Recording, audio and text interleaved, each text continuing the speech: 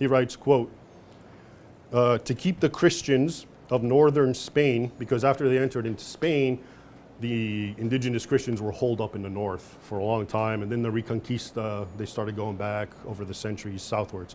So in the early era, to keep the Christians of northern Spain in their place, it did not suffice to surround them with a zone of famine and destruction. It was necessary also to go and sow terror and massacre among them according to their book. Twice a year, in spring and autumn, a Muslim army sallied forth from Cordoba to go and raid the Christians, destroy their villages, their fortified posts, their monasteries, and their churches. If one bears in mind that this brigandage was almost continual, and that this fury of destruction and extermination was regarded as a work of piety, it was a jihad against infidels, it is not surprising whole regions of Spain should have been made irremediably sterile. This was one of the capital causes of the deforestation from which the peninsula still suffers. With what savage satisfaction and in what pious accents do the Arab annalists tell us of those, at least biannual raids? A typical phrase for praising the devotion of a caliph is this, quote, he penetrated into Christian territory. This is the actual Arab annalist, so he's quoting the primary sources. They would say, quote, he penetrated, the caliph, into Christian territory where he wrought devastation, devoted himself to pillage, took prisoners, and brought many of their pretty women. The prolonged presence of the Muslims, therefore, was a calamity for this unhappy country of Spain.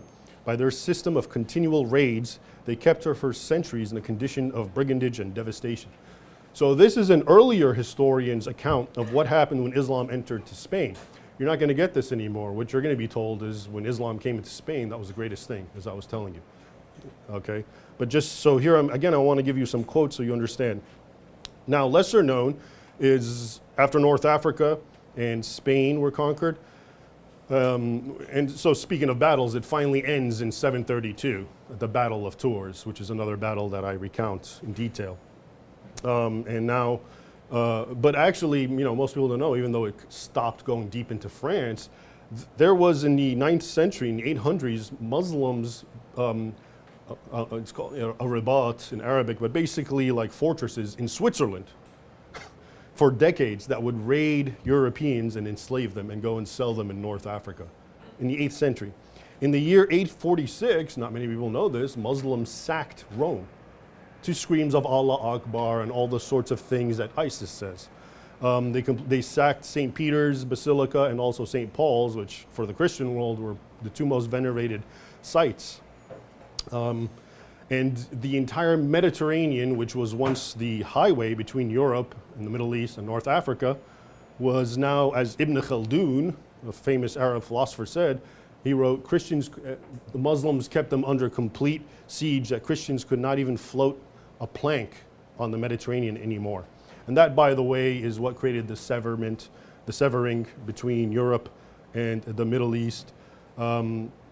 And things like papyrus from Egypt stopped going to Europe, and that also contributed to the decline of literacy and things of this sort. And also there's a quote from historian Thomas Madden, who's a Crusades expert. And he basically says that if you took the Christian world in the 7th century before Islam came into being, and then you move 100 or 150 years afterwards from all these jihads, literally 3/4 of it was conquered permanently. Okay, so today when you talk about Egypt or you talk about Syria or you talk about Algeria, we all take it for granted these are Islamic nations. In fact, in the 7th century, they were more Christian than Europe was. And few people know this, and it's another reminder of the slow, subtle Islamization that might take place in places. There were 5 historical Christian centers called sees. One of them, of course, is Rome, and the other 4, Constantinople, Jerusalem, Antioch, and Alexandria in Egypt. 4 of those are still under Islamic control.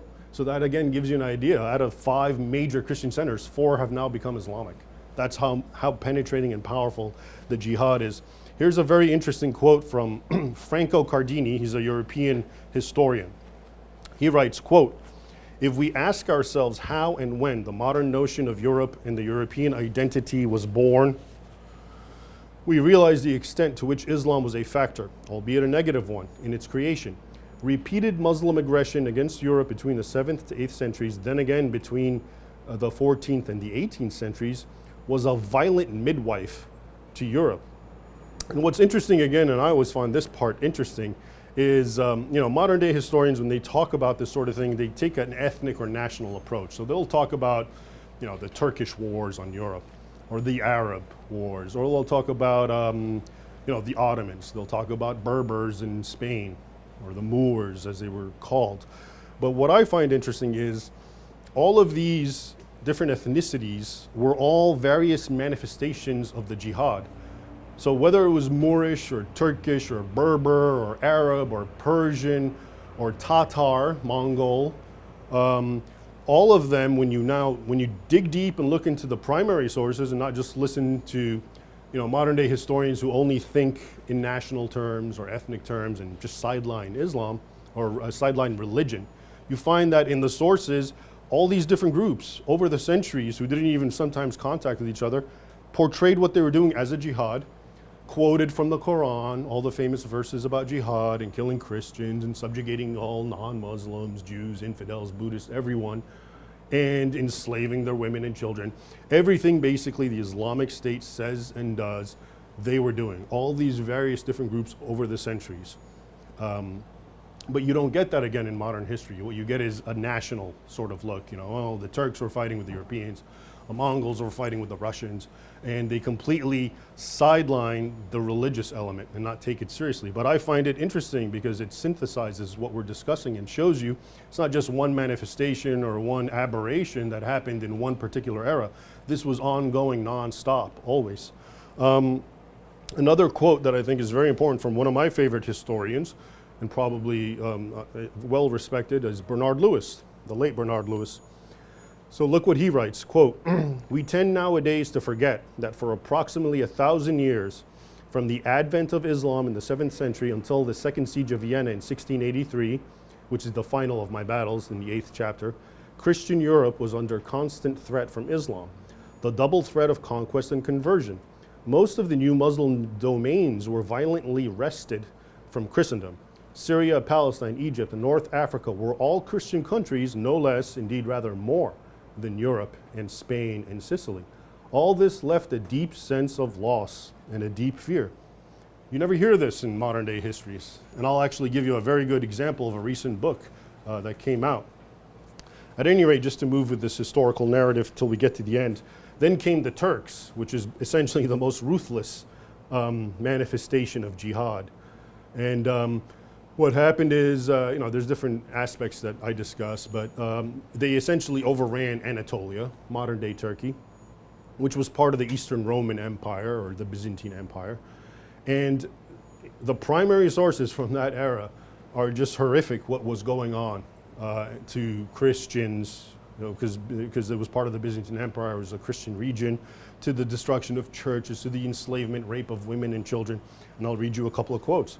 So Alexius I, who was actually the Byzantine emperor at the time when Anatolia was overrun by the Turks, the Seljuk Turks to be particular, and they were just slaughtering, according to one account, hundreds of thousands of Christians, because it was a large, Anatolia, Turkey, it's actually one of the oldest Christian areas. Paul's many letters, epistles, are to places, cities that were in Anatolia. So he wrote, the emperor, discussing this, he says, "The holy places are desecrated and destroyed in countless ways. Noble women and their daughters, robbed of everything, are violated one after another like animals. Some of their attackers shamelessly place virgins in front of their own mothers and force them to sing wicked and obscene songs until they have finished and had their ways with them and killed them. Men of every age and description, boys, youths, old men, nobles, peasants, and what is worse, and still more distressing, clerics and monks were defiled with the sin of sodomy." Okay? And then Pope Urban, of course, who launched the First Crusade in 1095, in his speech at Clermont, here's what he said. And these are, again, things a lot of people are unaware of because they just think the Crusades happened in a vacuum because Europeans wanted to go and, steal the oil. I don't think it was they could use it back then. But so Pope Urban said, they, the Muslim Turks, have completely destroyed some of God's churches and they have converted others to the use of their own cult, mosques. They ruin the altars with filth and defilement. They circumcise Christians and smear the blood from the, this didn't print out right, over the altars. They cut open the bellies of Christians, extract the end of their intestines, tie it to a stake, then flog them. They drive their victims around the stake until when their viscera has spilled, they fall dead. They tie others to stakes and shoot arrows at them for fun. They seize others, stretch out their necks, and try to see whether they can cut off their heads with a single blow of a naked sword for sport. And what shall I say about the shocking rape of women? Then he says, who is to revenge all this? Who is to repair this damage if you do not do it? And he was talking to essentially the Franks. That is the source of the Crusades right there. Okay, but this is, again, the Crusades continuously are presented in a vacuum. People don't know that what was going on to its neighbors in Anatolia, Turkey, Constantinople, was essentially like an Armageddon and a mass slaughter, and they were called upon to go defend and avenge them. Okay, there's a lot of other anecdotes I can get into, but I'll just move on quickly. So then the Turks, then you have the Ottomans, okay, another Turkish manifestation, who their jihad after taking Anatolia now, the Seljuks, now they entered Europe actually, and now eventually they conquered the Balkans, all of it, and getting all the way up to Vienna, which they besieged twice, once in 1529, once in 1683. In 1683 they came with 200,000 men and another 100,000 aides, okay? But the fall of Constantinople, here's some quotes that I think are interesting. Sultan Mehmet, or Muhammad really his name, who is responsible for the fall of Ottoman, here's the sort of things that he was saying and doing right before launching his men against Constantinople. He gave them this speech. He said, as it happens in all battles, he's talking to his Muslim warriors, as it happens in all battles, some of you will die, as it is decreed by fate for each man. Recall the promise of our prophet concerning fallen warriors in the Quran. The man who dies in combat shall be transported bodily to paradise and shall dine with Muhammad in the presence of women, handsome boys, and virgins.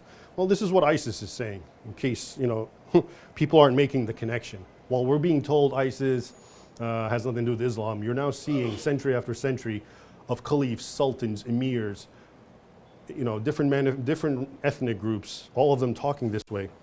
He also sent criers throughout the Muslim camps, and this is what they said. Children of Muhammad, be of good cheer, for tomorrow we shall have so many Christians in our hands that we will sell them, 2 slaves for a ducat. And we'll have such riches that we will all be of gold, and from the beards of the Greeks we will make leads for our dogs, and their families will be our slaves. So be of good heart and be ready to die for the love of your Muhammad. Okay? And then it says in the Muslim account that the Sultan's announcement was received with great joy, that from thousands of throats came waves of thundering cries of Allahu Akbar, okay, which is Islam's ancient war cry. And it's interesting because the Europeans hold up in Constantinople, this is what they were saying. Oh, if you had heard their voices raised to heaven, you would have been struck dumb with amazement. We were amazed at such religious fervor and fanaticism and begged God with copious tears to be well disposed to us. Another one wrote, all this most terrible shouting was heard as far as the coast of Anatolia, 12 miles away, and we Christians were very fearful. They're talking about cries of Allah Akbar and all these Islamic slogans, okay? This sort of thing goes on and on. I can, the book's 352 pages. I'm going to try to wrap it up. And I think the last important point I'd like to highlight is the slave trade. So between the Barbary pirates, North Africa became a nest of piracy, which was all devoted to enslaving Europeans, selling them on the slave market. So was the Crimea. And actually before that, I'd like to mention one of the probably most forgotten epics of this whole history, which is the Islam's role against Russia. You may have heard of the Tatar yoke, but that one almost always is presented without any religious context. The Mongols are just, shamists, animists, pagans, whatever. But the fact and they conquered Russia, but the fact is, right at 1300, they all became Islamic. Then you look at the sources and everything shifts. Now it's all done in an Islamic paradigm. Now the Mongols are waging jihad on the Russians. They're extracting jizya from them. They're taking their women and children, selling them in the market. Whereas previously the Mongols were very indifferent about religion.